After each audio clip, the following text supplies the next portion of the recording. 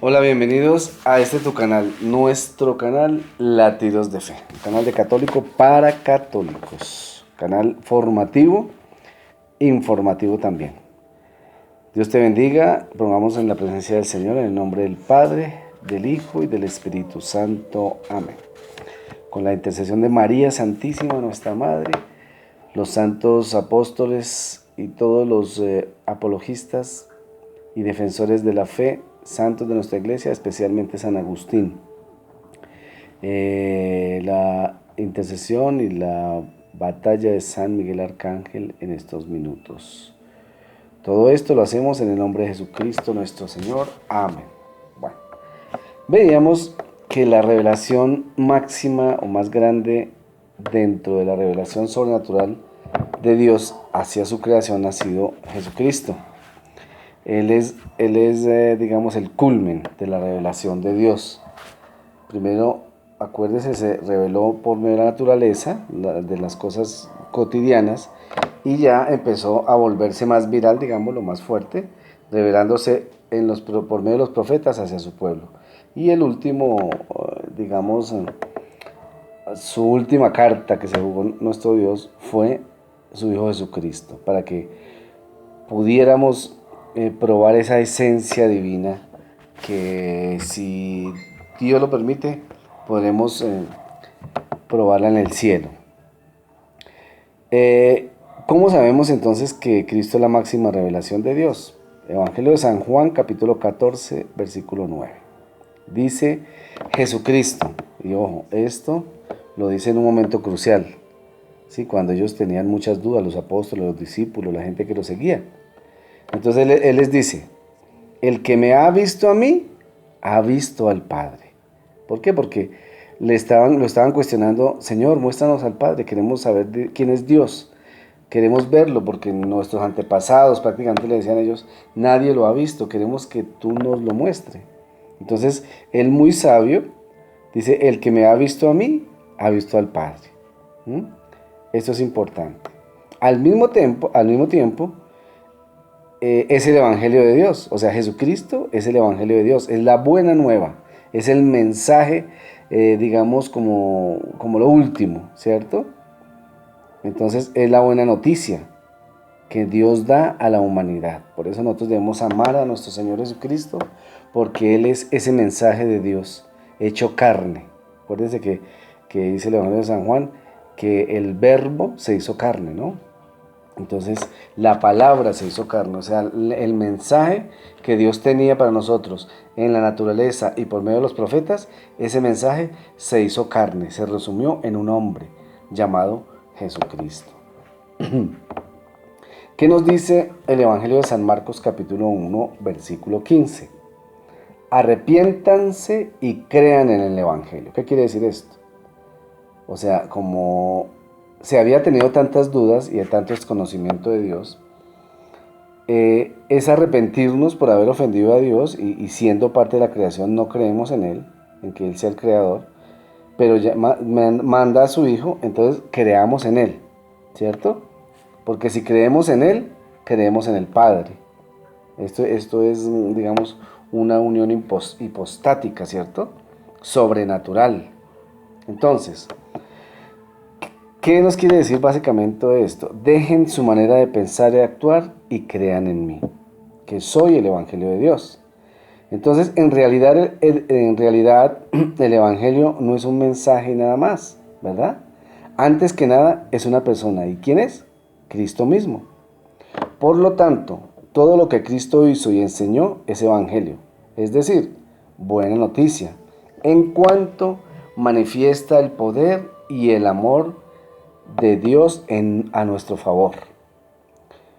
¿Dónde encontramos esto? Hechos capítulo 1, versículo 1. Yo escribí en mi primer libro, nos dice el escritor, todo lo que Jesús hizo y enseñó. Ojo, yo escribí en mi primer libro todo lo que Jesús hizo y enseñó. ¿Qué nos dice esto? Que Jesucristo no escribió nada, no escribió una carta, no escribió absolutamente nada. Hay referencias bíblicas que nos dicen que Jesucristo no se interesó por una Biblia, porque hubiera un Antiguo, un Nuevo Testamento, no. Él se interesó por mostrarse como mensaje de Dios, como buena nueva, para que nosotros probemos la vida sobrenatural. Y el hecho fundamental mediante el cual Jesús se transformó en el Evangelio de Dios para toda la humanidad fue su pasión, su muerte y su resurrección, lo que se llama misterio pascual. Entonces, Jesús es el verdadero Cordero Pascual, por cuya sangre quedamos a salvo, mediante Jesús, ¿cierto? El nuevo pueblo de Dios pasa de la muerte a la vida, de la esclavitud del pecado a la gloriosa libertad de los hijos de Dios. ¿Por qué se le llama Cordero de Dios? Les voy a poner esto en conocimiento. Antiguamente, sobre todo en el Antiguo Testamento del pueblo de Israel, ellos tenían una costumbre que venía de muchos años atrás, y era que ellos cogían un corderito pequeño, sin mancha, un corderito, digamos, muy tiernito, y el sacerdote, en su época, el representante de Dios, lo colocaba encima de una mesa de piedra, podría ser. Él oraba a Dios, y el pueblo estiraba las manos, o sea, toda la gente estiraba las manos, y entonces hacían como una oración, y los pecados del pueblo quedaban, como que los asumía ese corderito, ¿cierto? Ese corderito pascual. Entonces, como si fuera una esponja, él cogía todos los pecados, y el sacerdote también colocaba sus manos en el corderito. Entonces, ¿qué hacían? Cogían el cordero y se lo llevaban lejos, lejos, lejos. Caminaban una semana, 3 días, y lo soltaban en el desierto. Y se iban otra vez para el pueblo. Y entonces se supone que el corderito moría, ¿cierto? De hambre, de inanición, maltratado, bueno, en fin. Entonces, esa muerte o esa expiación que hacía ese corderito suelto por allá, hacía que murieran los pecados de todo el pueblo. Eso es lo que se tenía realmente y lo que ellos hacían por tradición.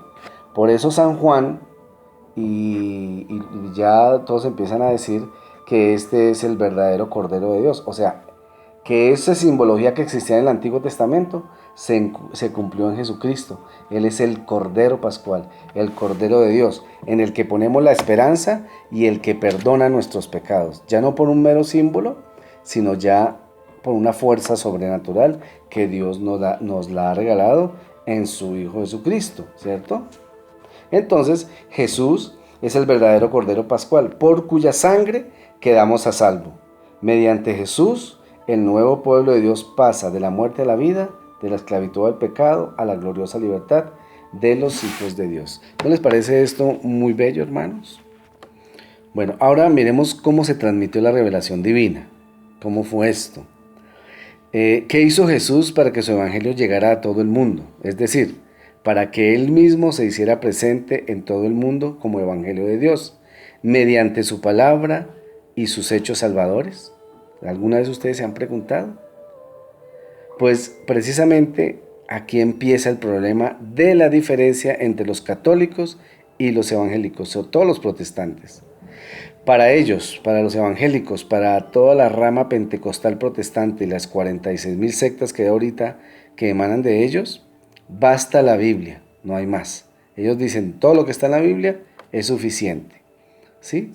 Entonces dicen, en la Biblia está la salvación y basándose en la Biblia, cada uno puede fundar su iglesia, su propia iglesia, como comunidad de creyentes salvados, ¿no? Porque aparte de todo, ellos dicen que cuando entran ahí ya son salvos, hacen su oración de entrega y toda la cosa, entregan sus pecados y ellos dicen que ya están salvos. Y muchos incautos van y se bautizan en esas sectas, o sea, se rebautizan porque realmente es rebautizarse nuevamente. Pero yo les digo una cosa, no es así. Para que la salvación, es decir, el evangelio llegara a todo el mundo, Jesús no escribió absolutamente nada, vuelvo a repetirles. Lo que Él hizo fue fundar una iglesia, dirigida por los apóstoles con Pedro a la cabeza. Esta iglesia Esta iglesia hará presente a Jesús en todo el mundo. Esa es la misión de la iglesia, hacerlo presente en todo el mundo como evangelio de Dios, es decir, como buena noticia salvadora. No un libro llamado Biblia, no. Fue el evangelio hablado, la tradición llevada, y es Jesucristo mismo. Hermanos, dejamos hasta aquí. Dios los bendiga, los guarde, que la presencia de nuestra Madre siempre esté con nosotros y aliente nuestra vida para seguir defendiendo la fe en tiempos de crisis. Los dejo en el nombre del Padre, del Hijo y del Espíritu Santo. Tengan un excelente día.